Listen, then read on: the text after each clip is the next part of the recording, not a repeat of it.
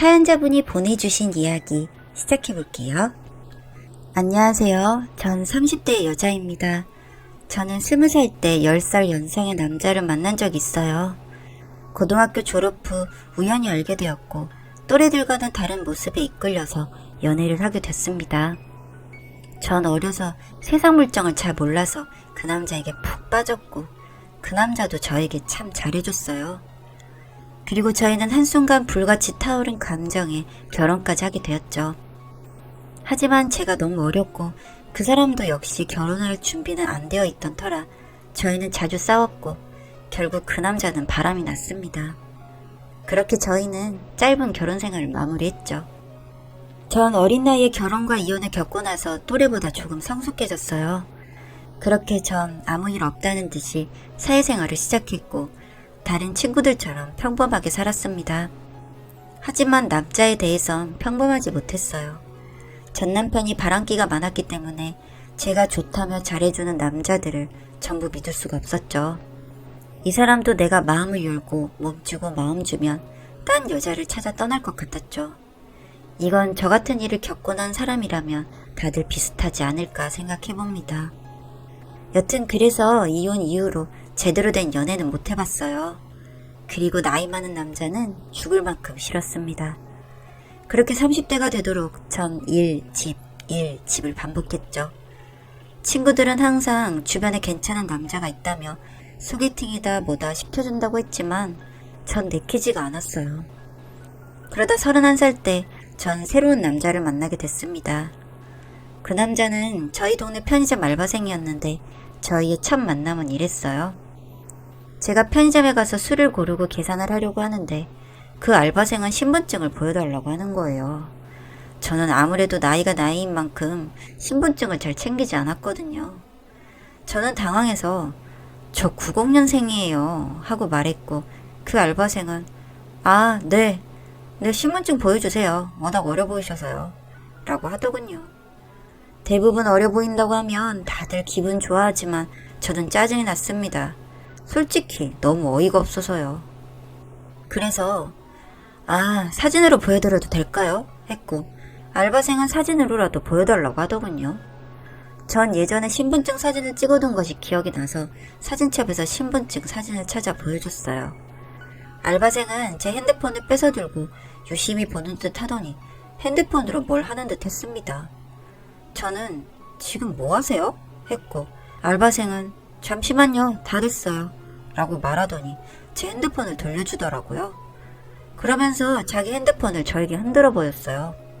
그 알바생은 신분증을 보고 제 핸드폰으로 본인에게 전화를 건 거였습니다. 말도 안 되는 짓을 하는 이 남자에게 저는 지금 뭐 하는 짓이에요? 라고 화를 냈습니다. 그랬더니 능글맞게도 그 남자가 그러더군요. 죄송해요. 첫눈에 반했어요. 동네 주민이신 것 같은데 연락하고 지내도 될까요? 번호 당장 지워주세요. 연락하지 마시고요.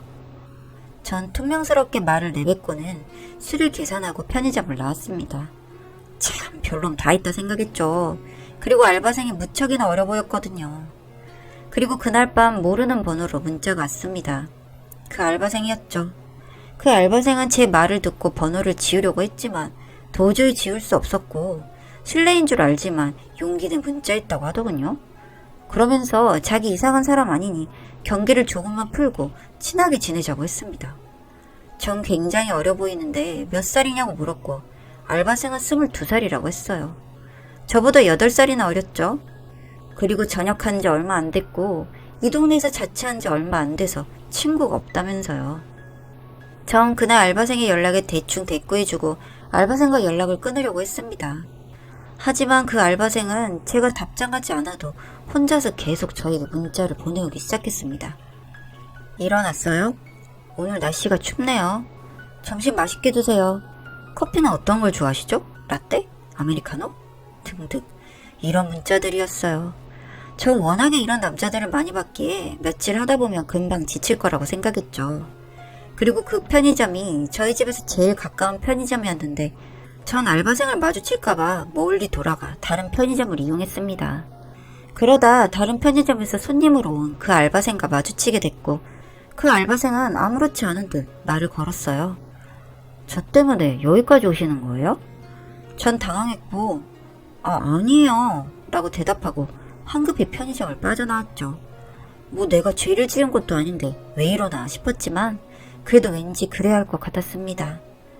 그렇게 집으로 가려는 저를 붙잡으며 한 번만 그냥 누나 동생 사이로라도 지내면 안 되겠냐고 하는 겁니다.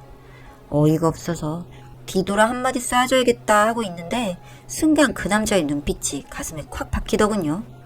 너무 진실되어 보이는 그 눈빛을 보게 되니까 저는 10년 만에 처음 두근거림이라는 게 느껴졌습니다.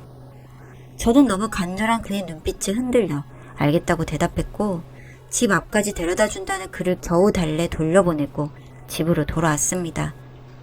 그 후로 저는 그 남자의 문자에 조금씩 답장을 해주기 시작했고 그날 이후 저희는 서서히 가까워졌어요.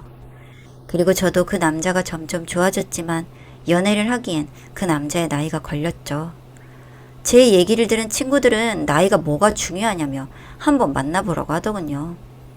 에이, 말도 안 된다 싶으면서도 저는 친구들의 말에 용기를 얻었고 그 남자의 마음을 받아들여서 연애를 시작했습니다.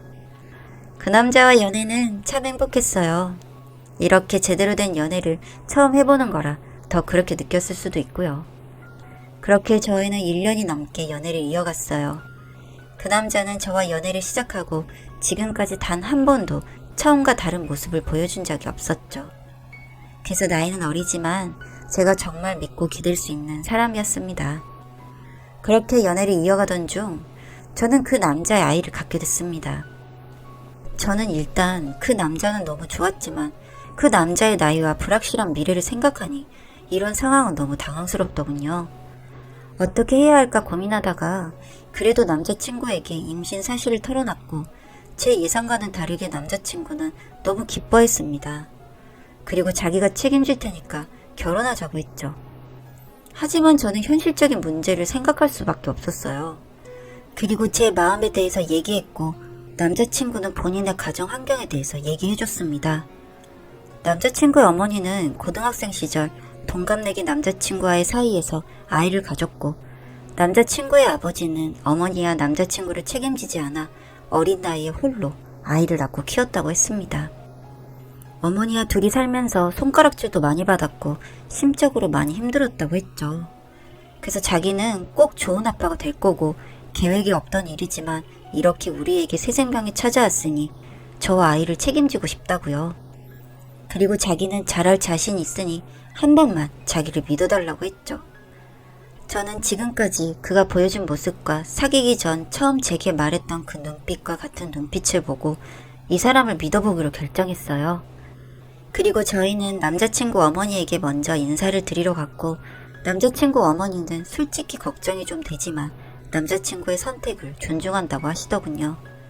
남자친구의 어머니는 고등학생 때 남자친구를 낳아서 그런지 저와 10살 차이밖에 안 나셨고요.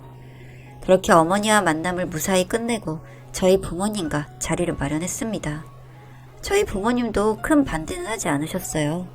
처음 결혼 때도 그렇고 항상 제 선택을 믿어주고 응원해주시는 분들이셨으니까요. 그렇게 저희의 결혼 준비는 순탄하게 진행됐습니다.